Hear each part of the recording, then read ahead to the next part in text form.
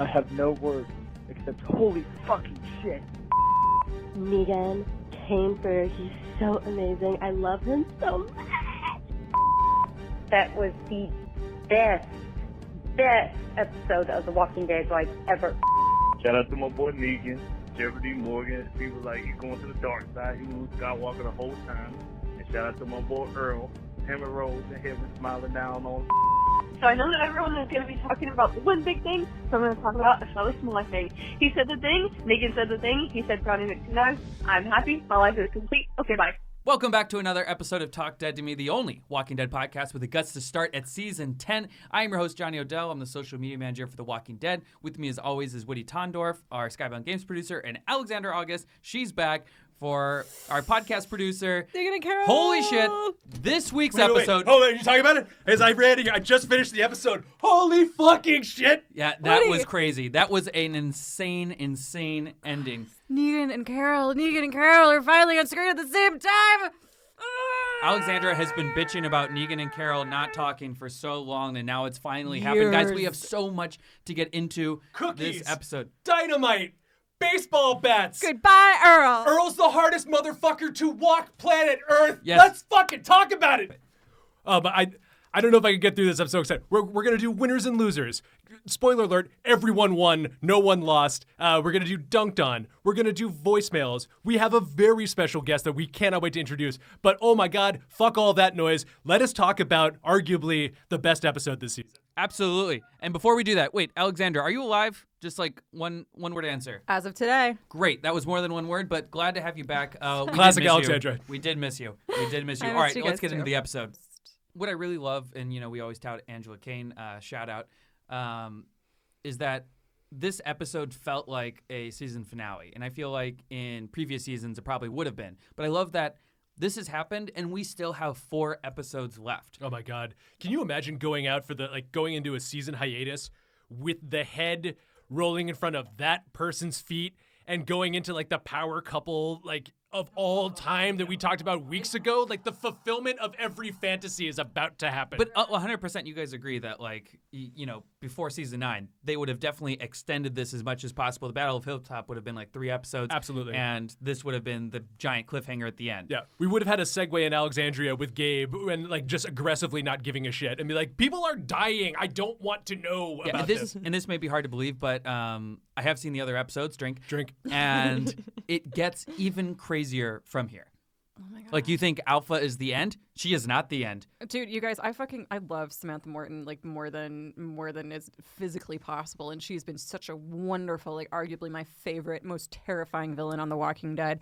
Her, honestly, the thing that completely topped her death and my sadness over the fact that there's no more Samantha Morton anymore is the fact that Negan and Carol are now the fucking super couple I've wanted to see. Yeah, and asking about it, actual press, just friendly couples. Friend couple is fine. Teammates. I have literally asked about Negan and Carol when they were going to meet since 2017 at my very first Walking Dead press conference at New York Comic Con, guys. They've met. You finally got it. All right, on to our new favorite segment, winners and losers. Some people are winning, some people are losing, but it's The Walking Dead, so everyone turns. That jingle is phenomenal. All right, I'm going to start with my winner this week. Obviously, I'm going to go with Negan. His plan was finally fulfilled. Some of you had doubts that whether or not he was a spy or he was actually adapting to the Whisper lifestyle. And even if he was, for a second maybe considering it, he still fulfilled Carol's mission, which we'll get to see more of in 10-14 after we do the Michonne episode. And Negan just had a hell of an episode. Oh, boy. He helped burn down Hilltop. He could have wavered, but he didn't. And now knowing what we know, he unleashed those arrows. He could have killed main characters. He didn't, thankfully. And he got Alpha right to the edge. And she's like, oh, yeah, Lydia's definitely in this cabin. And Negan's like, nope. And cuts her head off. And you need to die. And what's crazy is that he still managed to get her to the cabin after he basically, scolds her for her, bullshit way of lifestyle, saying, oh, we're all animals, this and that. And he's like, well, my wife died and I have emotions and you can't pretend you don't. And still, they make out and then go to the cabin and she gets got. Total Goodfellas moment as she enters the cabin, being like, "Hey, there's nothing in here. What's with this plastic on the floor?" Ba-bam. Thank you. High five. Nice. The whole Johnny and I talked about this a little bit before we recorded, was that one of the things that I didn't like about this episode was that it seemed like Negan was really conflicted about whether or not he wanted to join the Whisperers fully or just kind of do as much damage internally to them as he could. And to me, I was like, I don't want to see him wrestling with this and wrestling with kindness towards them. This is gross. And I like the Negan, I like the emotional journey we've seen Negan take over the past couple of seasons, which is trying to better himself. But then finding out at the end that he's clearly been on a mission per Carol, which I think I mentioned a couple of weeks ago. You called it, I think, in like episode 5 or 6 of the podcast, where you were like, what if Carol did it? I want just stuff I want. My wishes came true. But like, that's, I mean, knowing now that Carol sent him on this mission, I really think that he just didn't want to be as convincing a whisperer as he was. Yeah, he eventually was asked to be, because we remember seeing him in last episode, like drawing his arrow for that, and then just kind of being like, and basically, okay. closing his eyes and like shifting to the side, being like, okay, maybe. And he still hit the guy and like lit him on fire. So yeah, he's like, ugh. Right. And also, Negan is a winner because he had some of my favorite scenes this episode, like when he like for 2 seconds tries to herd the walkers as Beta instructs him to do. And he's like, screw it. And he just like bashes the walkers in, and he's like, I'm not hurting anything. I don't care. And then like, this is dumb. Like when he's just like kind of meandering around that one walker and just fucking with it. Ugh. He's like Joker in The Dark Knight when the explosive doesn't work in the hospital, and he's like, he watches it like go past and be like, well, what the fuck am I supposed to do exactly. here? How is this supposed to work? And then it goes by a second time. He's like, you know what? I'm not good at this. I'm just, this has gone on far too long. I just need to kill something. Right. Yeah, and one final... I have a bat. Let me just use it's the bat. Bam. Ha, ha. I Right, like my bat. Yeah. And another reason that he's a winner is because of calling Beta Frowny McTwo-Knives, which is his comic nickname, which was very satisfying as a comic reader to hear him finally go with that. I squealed like when it happened. I'm like, finally. All right. Woody, who is your winner? My winner is Earl. Really? Look, and a big shout out to John Finn, who plays Earl. Like, he spent all of season 10 being the toughest son of a bitch anywhere. Oh like, my God. When the last episode, when everyone's like, well, I don't know, we're all gonna die. Earl's like, fuck you, ball up, let's just go and fucking fight these people. Like, let's stop talking about it. Let's get to some fucking blood. And then like, he's like the one guy who's also not morally conflicted at all. No way. Earl is not. Earl doesn't like hem and haw over any of the decisions he makes. He's like, you want to fight? Let's fucking fight. All right, I'm gonna leave these kids out. All right, I'm bitten. Time to go. He's Nicolas Cage in Into the Spider-Verse, where he's like, we don't pick the ballroom, we just dance. Like, he loses his wife, he loses his son, he gets the coronavirus, and which is the Walker disease. We all know that that's what it'll be called. Actually, if you go back to season 1 of the CDC episode when Dr. Edwin Jenner don't do this. Is whispering into Rick's ear, if you listen closely enough and you turn on closed captions, what he tells him is, it's COVID-19. In the Facebook captions. In the Facebook captions, yeah. Fantastic. And also Earl last week when they're like, hey, Earl, Mary came. She's from the Whisperers, but she's cool. She just wants to say hi to baby Adam. He's like, go fuck yourself. Yeah. Go fuck yourself. Eat my whole asshole. Eat my whole asshole. I don't give a fuck. And then he goes off to make 1 million more tire irons, which is what they used in that initial little wire thing. Remember when they were creating that? I'm like, who built? Guys, wow, okay. I know. Total Earl joint. And like he built those catapults too and like tested 100%. Them out being like, this is gonna fucking rule. Absolutely. But then like he goes and saves the kids and then like, when he knows that he's going to turn, and in the most metal way possible, he drills the railroad spike into the desk. And Johnny and I were watching it being like, well, what are we doing here, Earl? And then you see like the bite wound, and you're like, oh shit. And then you see he flips the table up, and then both of us were like, oh shit. Yeah. Oh my God. And he misses a little bit because he doesn't for some reason. I mean, I'm not a nail suicide scientist, but I feel like when you go right down, you'd probably stay in the stake. But I guess he just missed and hit the brain because he was off the stake. I don't know. Yeah, I think even when you try to lobotomize yourself, I think your body is kind of like, hey, let's not do this. Like, let's avoid pain, even if you're trying to like really go through it. But like, still, oh my God, the hardest son of a bitch. For sure. Did you guys also? I had an uneasy feeling the first time I watched that because it seemed like Earl in the cabin of kids. I didn't think he was going to do anything like sinister, but like it just seemed like, is he going to like try to like kill these kids to like quote unquote save them? Totally. Like what's happening here? It was definitely clear once he was trying to tell them to calm down that he was barely hanging on, and that he was trying to make them feel safe to calm down, which is what most adults would do with children in a situation like this, that the kids can't protect themselves, and if the kids are scared, then they're going to be harder to manage, so you make them as chill as possible, regardless if that's the truth. That's what he did, and it was clear, but it was the minute he goes in the other room and he's like, oh, fuck. Like, it was just very obvious that he was like, he was doing giving every single ounce of himself to make sure they were as safe as possible, but knowing that that safety was limited because he was infected. As you say, Johnny, Earl went hard in the paint all season. Really hard in the paint. He went out like a fucking G. Yeah, like before they suspended the season, hard in the paint. And relevant, topical. So, you know what? Pour one out for Earl. He was a tough son of a bitch. He did all the right things for the most part. And, you know, I think I'm going to miss him. Oh, absolutely. Alexandra, winner.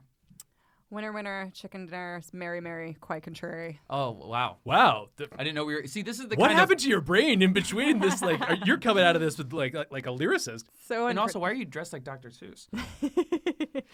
That's Nigel. So Mary, stripes. Our other R.I.P. victim. Yes. First of all, I am a big, like Thora Birch is I think probably about my same age and was definitely a child star that I followed from like her first appearances in Hocus Pocus, first of all, and then into like Now and Then into like just, you know, Monkey Trouble, not American Monkey Beauty. Trouble, American Beauty. Like Thora Birch is a child star of my generation and somebody that I have been absolutely delighted to watch grow up and maintain her talent and abilities in storytelling. And the fact that she popped up on The Walking Dead, I remember just being like, fuck yes.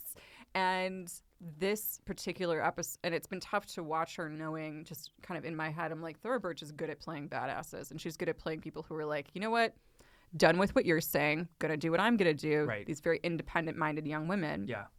And so watching her struggle with this like really ignited a lot of nostalgia in me. And then this episode when she like essentially was like, let me fix the fucking baby. Yeah. Cool. And then she moves everyone into a van and is like, well, all right, I got to take care of this. And then when Beta kills her, she doesn't just fall over upset. She is Mary, Mary, quite contrary. And she's like, no, fuck you. Yeah. Destroys his mask and dies basically giving him the middle finger. Yeah. Which, yes. Yes, Mary. Yes, Mary. She had to, like, I'm sad that she had to go so soon, but I think that she turned around and paid her debt to her sister, paid her debt to her own guilt. I agree. I think she came. proud of that. I think she came full circle. But she also, similar to Earl, went out in a pretty metal way, like getting stabbed. Not only just stabbed, but then like that elevator up gutting.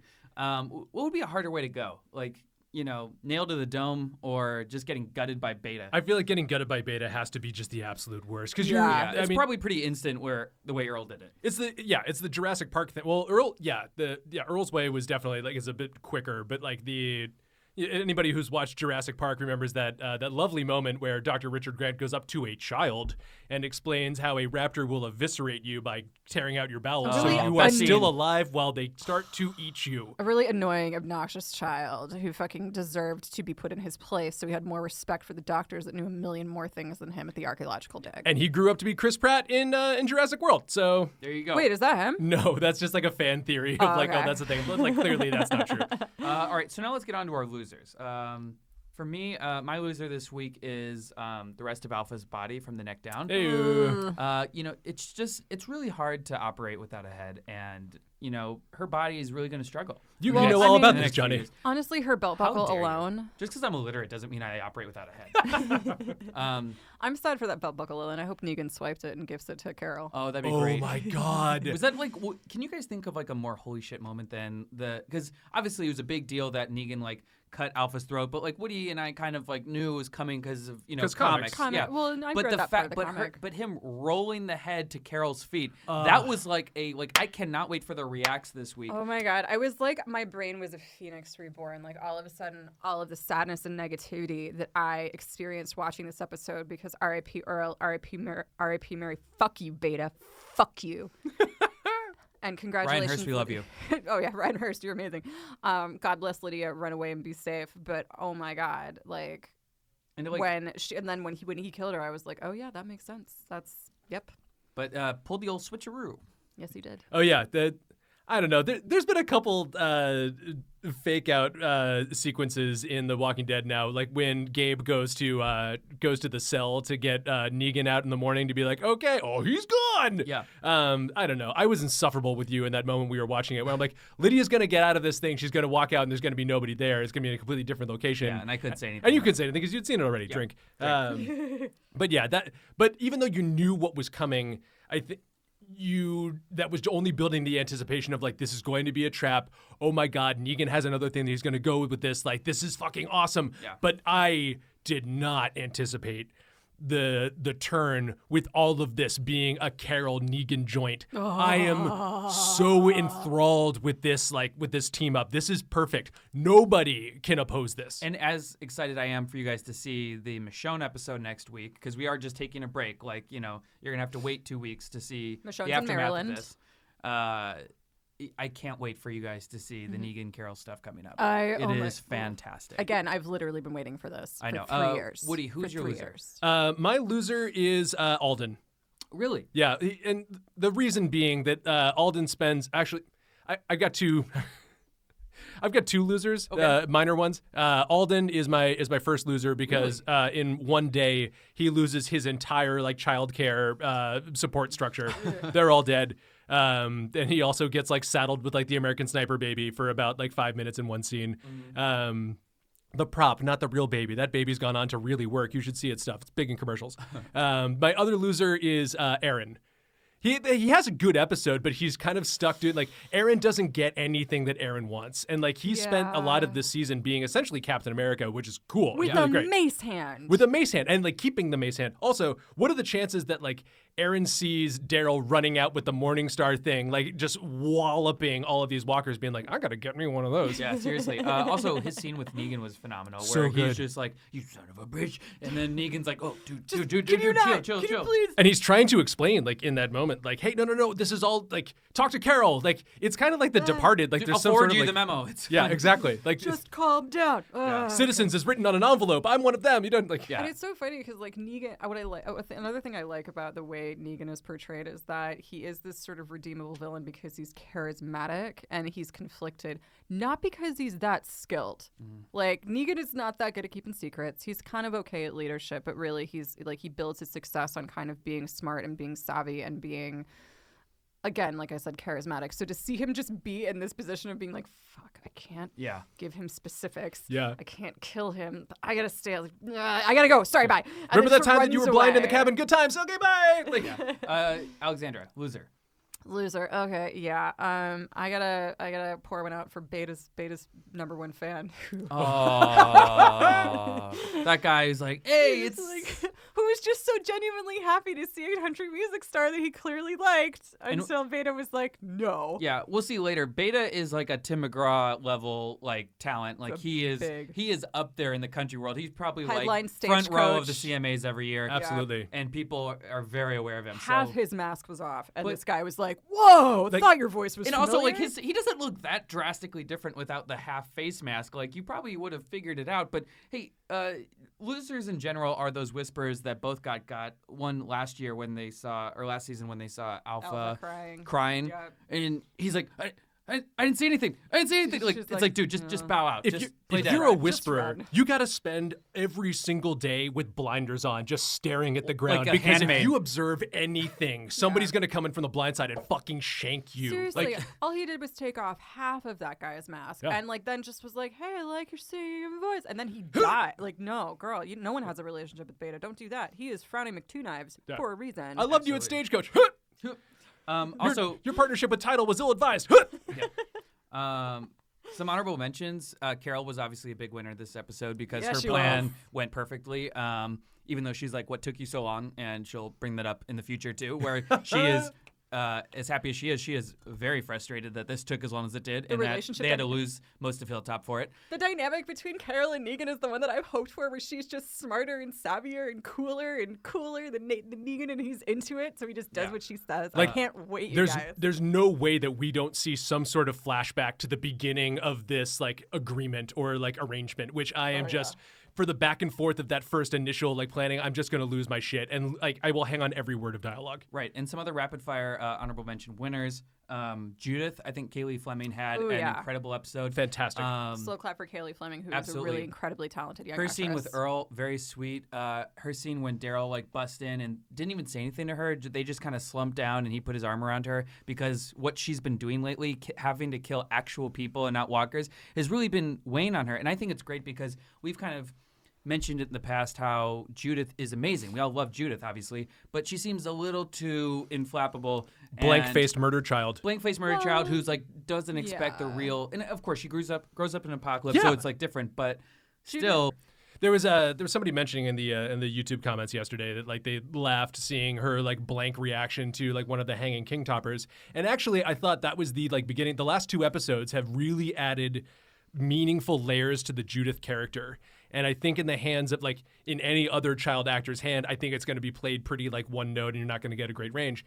But Kelly's talented. She is killing it. Like you start to see the layers in the episode before, and like she is starting to have this realization of like, I knew these people. She's playing tough in front of Daryl. She's holding her own in that scene incredibly. And then in this episode, you watch her go through her like A to B to C motions where she knows how to do those like sword strikes, but then realizes she's killed a person. And that changes things. And she just stops and she sees this person who is innocently to a degree like going through pain and dying, and that really upsets her. And that was honestly like one of the moments I've been most interested in Judith the past couple of episodes. Yeah. And then she cries on camera really well. Like the whole deal with Earl, I'm going to say is her like 2.5 or like 1.5 human kill. And also... Oh, go ahead. Well, just the idea that both Daryl and Judith have essentially grown up in a place that doesn't allow them to be children anymore. Now we're going to go on to another one of our favorite segments called Dunked On. Ooh, Dunked On. Buzzer sound. All right, so Dunked On. My Dunked On this week is Earl on himself. I think that he... he dunked real hard on himself by just going right to the dome. And, you know, that's probably the most efficient way he could have done it. I was like, God, there's got to be a better way. But I'm like, if you're, like, stuck in a cabin with, you know, it's like Chopped, you know? It's like, all right, you have some shoelaces, tape, and, you know, half a bowl of grapes. Make a casserole. And you're like, son of a bitch, why am I on the show? That's kind of what... So Earl kind of had, like, the sadder version of Chopped, where it's like, find all the tools necessary to kill yourself. Murder Chopped? Yeah, Murder Chopped. Oh, no, just you could still call it Chopped. It's just it just means chop yourself. So he hashtag chopped himself, and you know, but I think he won. There's no one I trust more on the show than Earl. But I'm really sorry that he's trusted. gone now. Yeah, it's sad. I know. Well, now he can be be in heaven or hell with Tammy, and they can. And his son, he's all prepared. I'm gonna say that he definitely dunked on himself, but I'm also going to say it's one of those like huge tomahawk dunks from the free throw line. Oh, but then you smash it off the back of the rim and it flies back to half court because like he goes to kill himself and like hard as fuck does the work, but it also doesn't quite take because he does turn. So like he either killed himself through the eye like Joker killing a henchman, but he didn't reach his brain. Yeah. Or he just died from the bite and like just like head trauma. Also, I think there's like a degree to which one of the things I like about The Walking Dead is that they've had a lack of specificity in certain things. One of which being nobody's ever said, "Oh, you need to crack the cerebellum," and like specifically in order to kill a walker. Not like you can do some kind of brain damage and kill the person, but the brain is active enough to still be a walker. So I kind of like, for me, I was like, okay, like you probably hit a part of it and killed yourself, but there's enough brain activity there that a walker virus can still operate you. Yeah. Also, Earl, the kids can hear you whatever you're saying to Judith. I don't think that you know, bed sheet that's separating the rooms is really, like, they can all hear you. Listen, in about 45 seconds, I'm probably going to eat every single one of these children here like chicken McNuggets. And, like, RJ's in there be like, oh, God. I know. He should have put the sheet on himself because, like, hey, Earl, can you die in a less traumatizing way? But it's fine. I'm sure they're all screwed. Okay. Oh, yeah, please. My dunked on is really quick. Yumiko on Carol. Oh, you know what? Dunked face? You don't want to see anyone get punched, especially Carol, but you just kind of had it coming. But, like... After all of that time, like, and honestly, like, Carol is almost literally begging for it at several instances. So, like, when somebody finally gives her the thing that she wants, like, excellent. Yumiko just steps right up into it, delivers it hard. Like, Eleanor, like, put some weight behind it. Yumiko is over it. Yumiko is out of fucks. Magna is back, and she's like, okay, all right, just no more complications, please. Yes. Yeah, she sticks it. Alexandra, dunked on.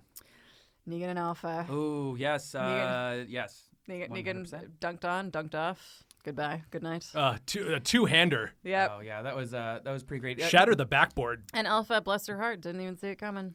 She really didn't, which was really dumb on her part. It's the ones you don't see coming. It's the ones who smoke blunts with you, you know? Yep. As the rap game goes. It sure does. All right, so now we're going to go on to voicemails. This week, we asked you guys to call in and say which weapon you would use if you were in the Battle of Hilltop. So we got some interesting answers, and we're going to hear them now. Hi, I would use the really long stick that had some kind of a shiv on the end of it. That way you don't really have to get very close enough, but that would be my choice.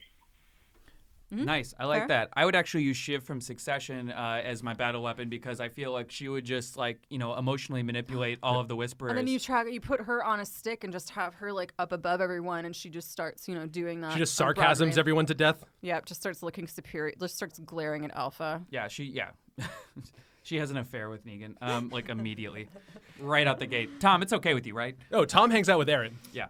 Okay. Hey, it's Mama Deadhead, and which weapon would I want to fight with at the Battle of King Top, and why?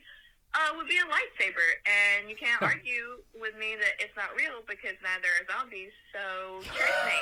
I pick lightsaber because it could easily slice through any zombie head. There would be no catch, there would be no pull, and I would imagine I would also have the force if I have a lightsaber, so even if it would be dropped, I could get it right back. All right, bye guys. And your best friend would be Eugene. Wow, Mama Deadhead, that was a 98% on Rotten Tomatoes answer. Fuck That yes. is that is certified fresh. Well done. And also referencing the strategic implications or the tactics of it. There's no catch or pull. It's just a smooth motion through. Yeah. And what great logic. It's you may say it's not real, but neither are zombies. Boom, dunked on us. Dunked on. We just all got dunked on. Straight dunked up, on. Eugene was clearly trying to create horizontal lightsabers when he created that electric wire fencing. Hands down, 100%. Yeah. It feels more like a No More Heroes video game, that lightsaber thing that they have. Yeah. All right. I'm a geek. Let's hear from Dylan. This is Dylan from North Carolina, and if I was in the Battle of Hilltop, I would want a weapon that is like Rosita's spiked club or Luke's gear weapon, because something like that is easy to handle, and you could immediately strike a walker with it and then pull right back and go after another weapon. Thank you. Bye. That was practical. Into it.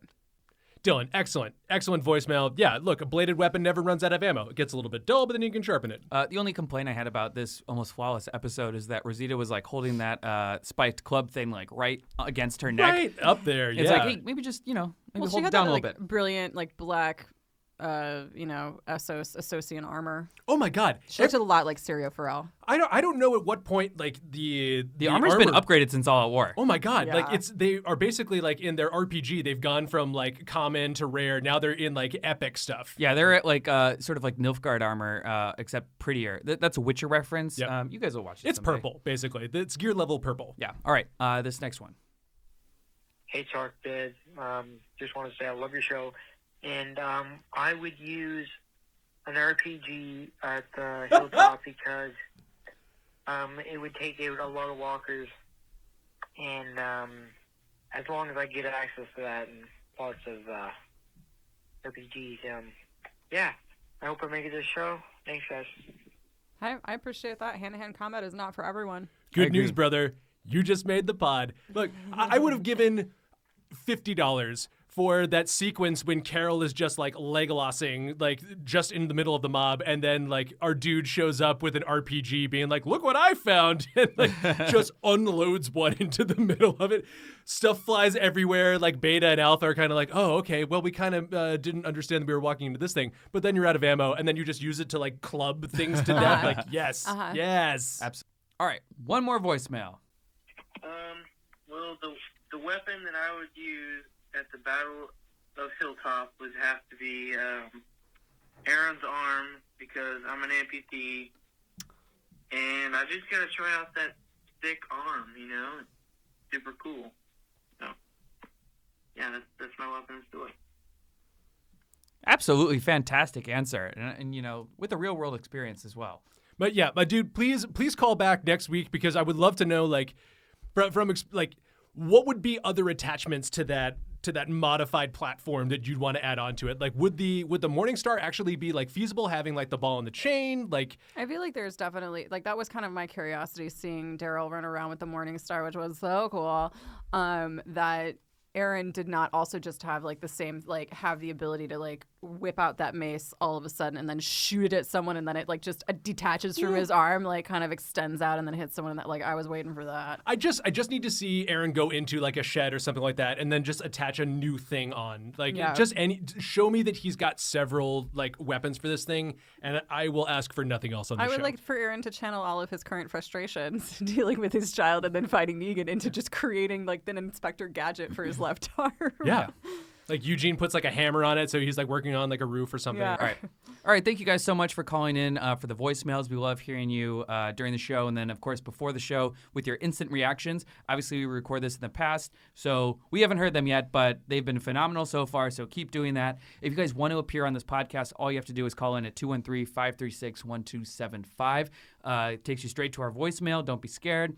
It is a phenomenal time, and your voice can be heard for the millions of people who listen to this. I like the guy last week who was saying that he was going to send his alcohol bills to AMC because they made him stressed. Like, that was fantastic. Go to a BevMo and be like, I want this itemized, and could you also mail this to AMC, please and thank you. That was actually the reactor Nick Aaron, who we use in all of our reaction videos, or most of them. Oh, I thought the name was, or the voice is familiar. Yeah. Mischief Maker, I think, is his YouTube handle or whatever. But anyway, thank you guys so much. Now we're going to go on to our guest this week. We are so excited to have him. He plays Luke on The Walking Dead. You also know him from a million other things, including the Fantastic Beasts movies. It is Dan Fogler, and Woody, you interviewed him. Yeah, it was a real joy. He was in the UK filming Fantastic Beasts 3. Ooh. Yeah. Are they going to find more Fantastic Beasts this time? Well, they'll try to find out where to find them. Great. Yeah. And not a lot of people know this, but then the ending twist is that it's actually a sequel to Detective Pikachu. Oh, really? Yeah. Which I also heard they're all descendants of Dumbledore. That makes sense. Yes, that's what J.K. Rowling has just recently put out on social media. That's fantastic. And that they also, every single one of them is an asymptomatic carrier of the coronavirus. All right. Well, take it away, past Woody.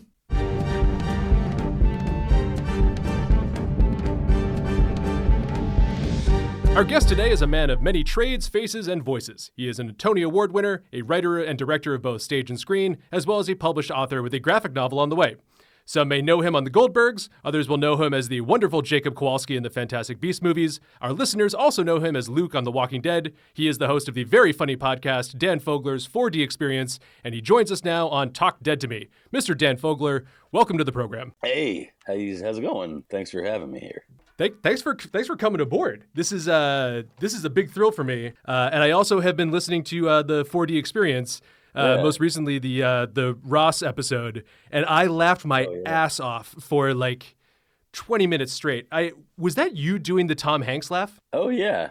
That was a perfect Tom Hanks laugh. Thanks, man. Yeah, that came out of nowhere. And you know what I appreciate? Because I do my own podcast. I like you saying, "Thanks for coming aboard." I like that because now I feel like I'm on like a ship or something. Like I'm on a journey now. It's an adventure.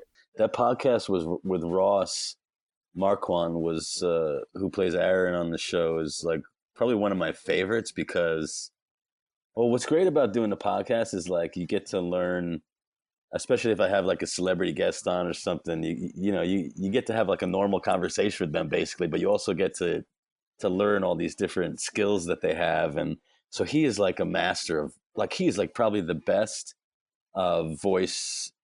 Sometimes he does the face as well. Like if you ever see him do like a Brad Pitt, like he kind of morphs into the guy, and he does like the best Brad Pitt I ever heard. He does like the best Matthew McConaughey I ever heard. He's got like he's got an excellent Harrison Ford.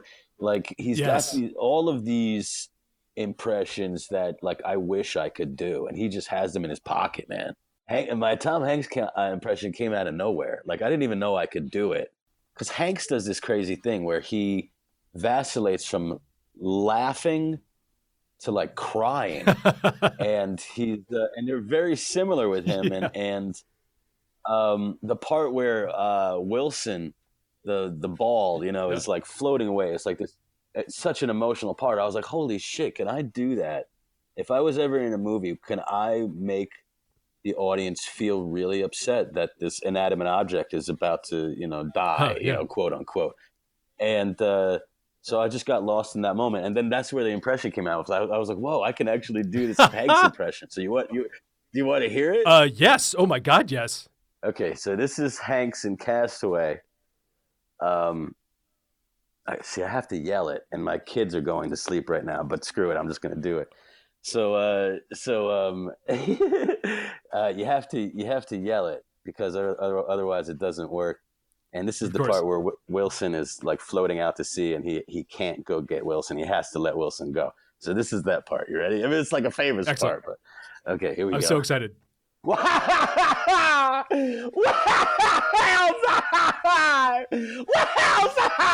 That's it. That's all I can. That's all I know how to do. Oh my God. But you're right. Like, it's so close to the his anguish cry, and his laugh is pretty close. But I just there's something about the Tom Hanks laugh just like lights up a weird part of my soul. I can't explain it. Like, I would watch a supercut of Tom Hanks laughing for like 10 hours if I could. Well, yeah, one of my favorite bits is the money pit when he's like lost his mind. The part where he's looking through the like several layers of the floors of his house that have like I think like his bathtub has just crashed through all the floors of his house, and he's just looking down at it, laughing and laughing and laughing, and he's like totally lost his mind in that scenario. And oh God, you gotta love that, man.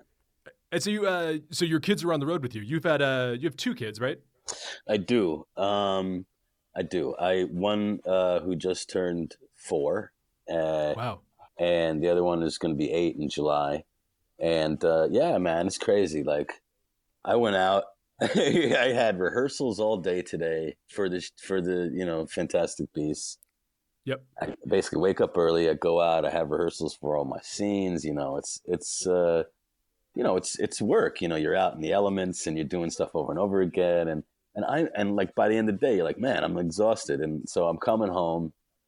And I get home, and my wife, who's friends with Alison Sudol in the movie, she's plays Queenie, and so the two of them are going out for tea, and my wife and my youngest daughter doesn't want mommy to go, and I just got home, and I'm just sitting there, I'm just sitting down for the first time. And my wife is like trying to figure out how to get my daughter to stay. And so I've been going out, and I've been like, just like it's a meditative process. I go out and I feed the birds in my backyard here. And I love that. And so I'm chopping up some bread, and I hear my wife go, Franny, you want to go feed the birds with Daddy? And I'm just like, oh, okay, I volunteered. Fine. So my wife goes out with Allison. So now I'm feeding the birds with my daughter, and it's very sweet. Except she's like, I do an impression of a squirrel for like 2 seconds, just to make her laugh. Cut to me doing this impression of a squirrel for like a good 45 minutes. Okay. I've been acting like Jacob all day long, and now I'm back home. God. And my daughter is just like, do the squirrel again. Do the squirrel again. So I'm like running around, crouching, hopping around my backyard, like picking up pieces of bread and acting like I'm eating them for my daughter, just so she can have a nice day. That's my life. You can never turn it off. But at the same time, like, is there a better audience or a better laugh or enjoyment than you get from your kids? Oh my God. Until their finger gets stuck in the door, and then they're like cursing you, sure. I'm expecting my first in May, so I'm kind of like looking at everybody who does all this stuff, being like, how did you do it? What are you doing? Like, how do you live? Congrats. It feels a bit like a Ponzi scheme, or somebody playing like a really like difficult video game where they're like, oh, you got to play this. It's really great. Once you beat it, like it's terrific. And then you're like, oh yeah, I started playing that game. And they're like, this dude, can you believe it? He fell for it. Why did you do that? There's no beating the game. It's ongoing forever.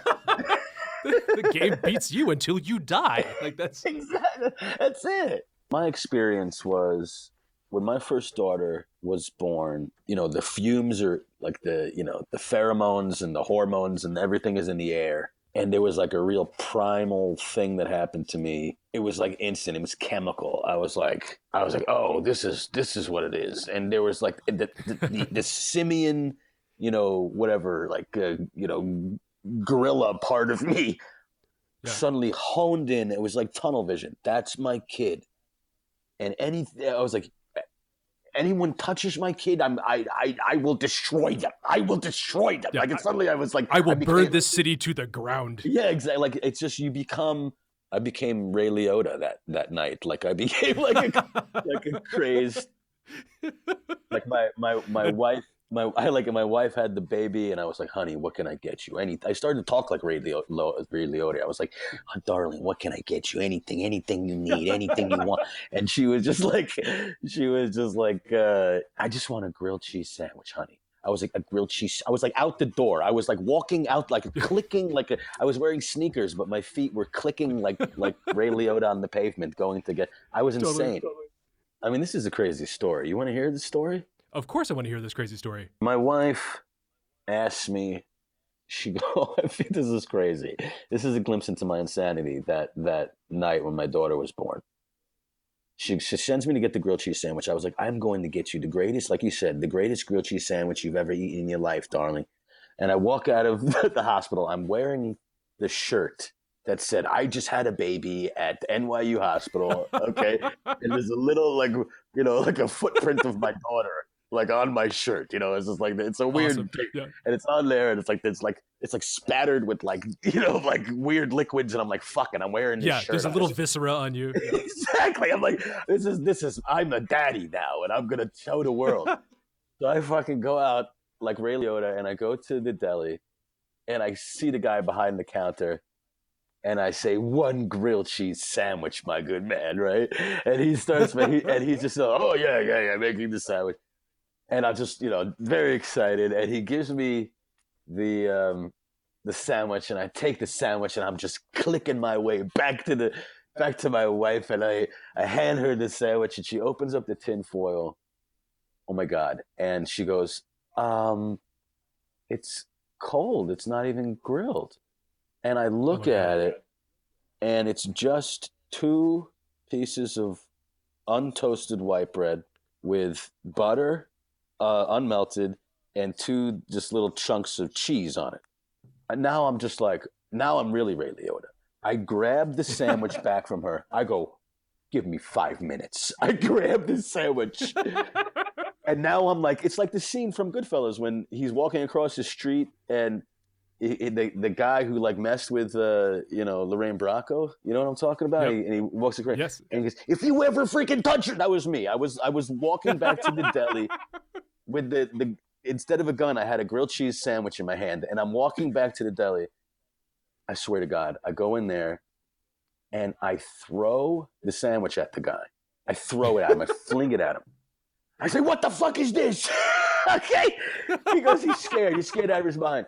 He goes, the grill is broken. I'm sorry. I said, you couldn't tell me the grill is broken? You thought maybe you should make me a sandwich for my wife that just had a baby that wasn't grilled at all, just 2 pieces of cheese on it with unmelted butter. You thought my wife would enjoy that. And did you happen to read my shirt that I just had a baby around the corner at NYU Hospital?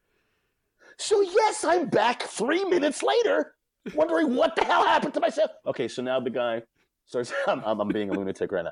So now the guy starts looking over to the corner, and I'm following his gaze. And now I transform into Jack Nicholson from The Shining. I now poke my head under the desk, under the counter. So now I'm like poking my head under the counter, looking at him from underneath the counter up at him, and he's like scared. And he's like holding a knife, like Shelley Long. And he's like hiding from me. And I'm just this guy's coming in. Exactly, this guy's coming in here. And I go, what? What are you looking at? What are you looking at? And I look over in the corner, and there's the chef, and he's hiding. The guy is hiding, crouching beneath the corner, hiding from me.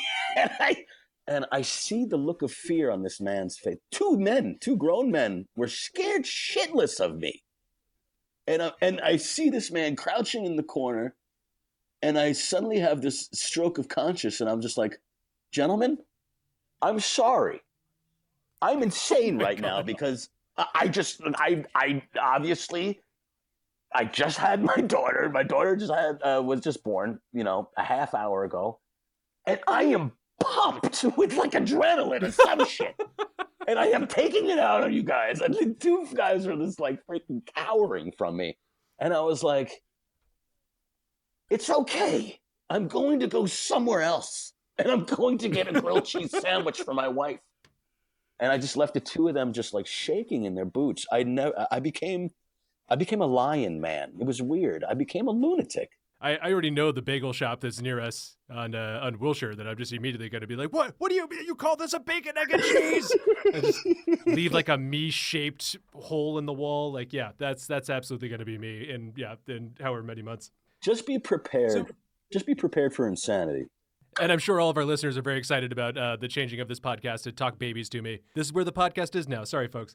Oh, shit. I'm sorry. No. It's not about them. It's about you and me, the stars here, having the real conversation. And if they absorb it, so be it. So yeah, we haven't even talked about The Walking Dead at all.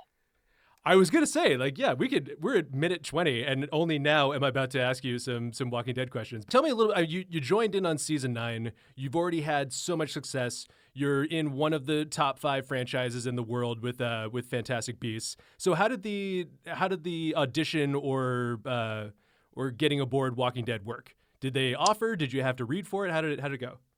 Yeah, I was doing Fantastic Beasts, and that was going well, and I had time in between movies, so I told my agents to reach out to different TV shows, because I was like, there's just so much great television going on. I got to get in on something, Yeah. And so I told them to reach out to a couple different shows that I liked that were, I thought, on the other end of the spectrum from Jacob, where it was like a darker role. Even though there are a lot of similarities between Luke and Jacob, I can find them, but I thought, yeah, let's get more, darker, and they came up with The Walking Dead. Said, hey, we got this part we'd like Dan to play, and Angela Kang called me up one day, and she said, do you want to play Luke? And I was like, yes, absolutely. And because I'm a fan of the comic book, and just the idea of playing a character that exists in the comic book, for me, is just like, just makes the child in me very happy. And I knew that, he's supposed to be he was in the comics, spoilers, he was supposed to be one of the heads on those spikes, So I thought, okay, this is cool. I can come in and do just like one season, and then I'm out. And then I had a really great time. Like, I really enjoyed bashing zombie heads, like I always wanted to be in a zombie movie. And so I get that. And I always wanted to be in a Western. And so I get that too. I get to ride horses, and it's like the total opposite. Like, we're on studios in Fantastic Beasts all day, and they're building New York and Paris, and that's like, whoa, that will always be, to me, the pinnacle, most Hollywood romantic amazing thing ever, Fantastic Beasts. Totally. But then to come to The Walking Dead, and then be able to, and then just be in a totally different environment, where where Atlanta itself is a character, and the heat is a character, and the weather, and you feel like you're on one. I feel like I'm on one of those horses, and you're riding around, and I'm like, oh my God, I'm in a spaghetti Western right now. Like, this is like, which just also speaks to, it's such a dream. It's just like, it just fulfills all of these bucket list things for me. And so That was really cool, man. Like, I love bouncing back and forth between the two of them. So you went to this thing thinking it was going to be like a short-term gig, like you were almost certain that you were going to be one of the heads on the Spikes. Did you have any sort of like? How did they deliver the news that like you avoided the comic fate? Yeah, that's so funny, man. Because I was 99% sure that I was going to be one of the heads on those Spikes, because that's what we had discussed. We were just like, you're Luke, and they were like, he's one of the heads on the Spikes. And I was like, okay, great. I was like, awesome. And it started to get to that time where there started to be little, chattering about, oh, hey, did you get your, the mold made for your head? Did you, because they cast your head and, to make the, the model for the fake head that they put on the Spike, Yeah. So I'm sitting there going, I'm like, wow, we're pretty close to when we got to shoot. Nobody asked me to, cast my head yet. And so I reached out to Angela. I sent an email to Angela and Greg Nicotero, and I said, hey guys, I don't know what you're planning. My head's ready to be put on a Spike.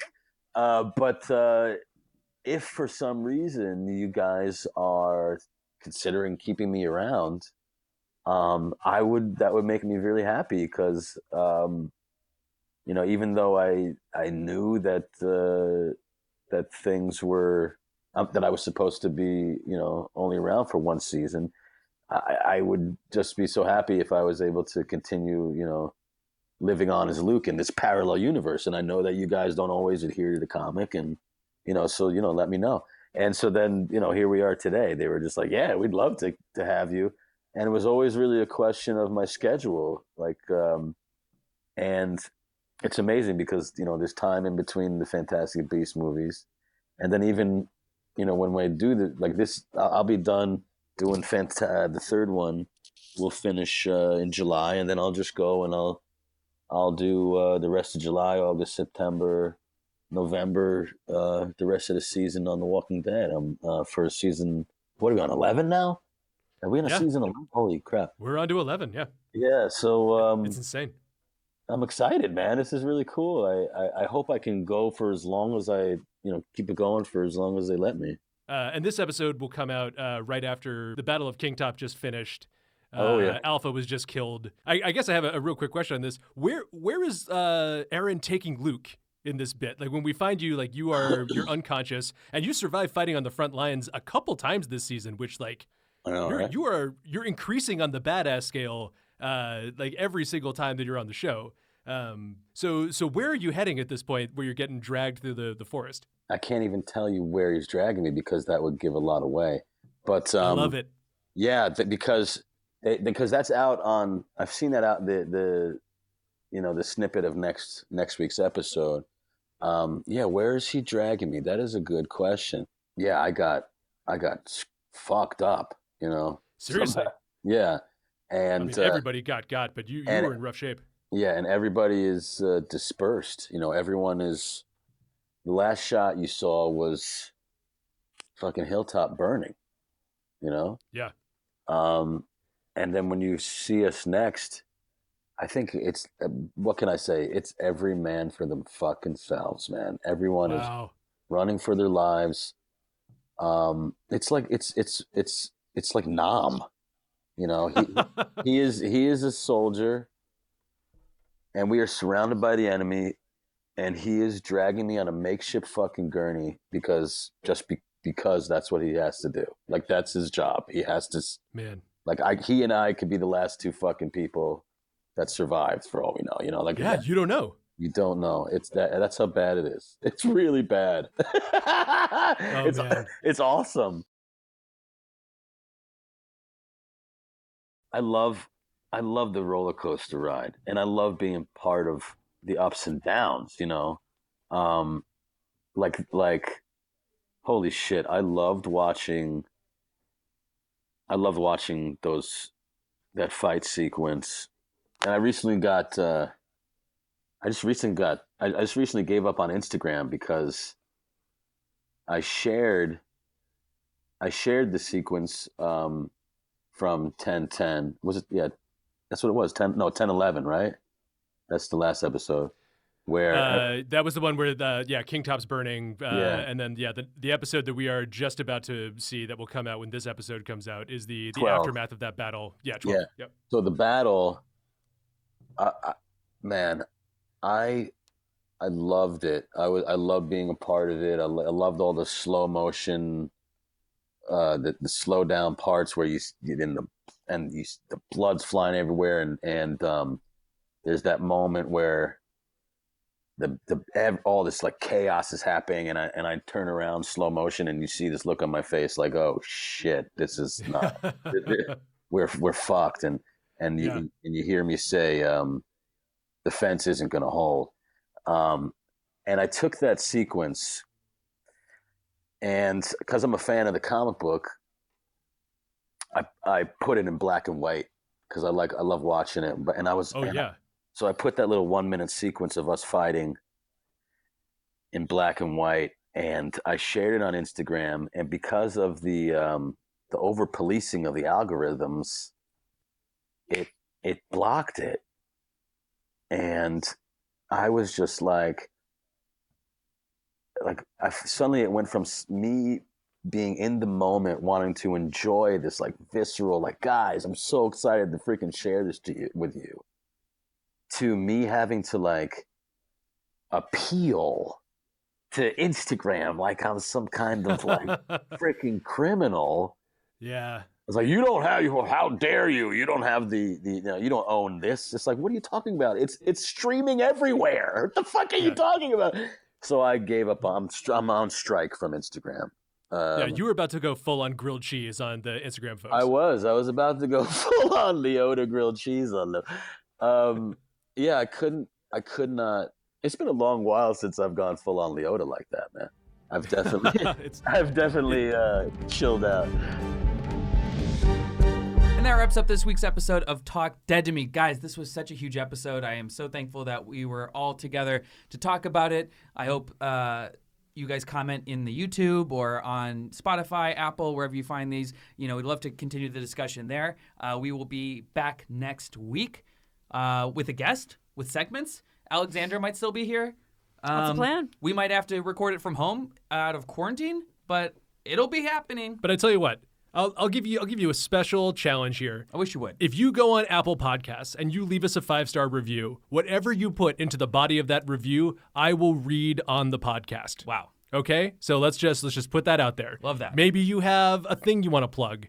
Maybe you have a marriage proposal you want to put out there. Weird, I wouldn't necessarily do that, but that's if you're at all a normal person or even quasi-normal and you've got something to put out there and it's semi-well adjusted, we're going to read that out there. So leave 5 stars on Apple Podcasts and we'll look forward to plugging whatever you have to say. That wraps it up. Thank you guys so much. We will see you next week for Michonne's last episode. Sad. Oh, man. I know. All right. Until next time, happy birthday, Nate. Happy birthday, Nate. Happy birthday, Nate.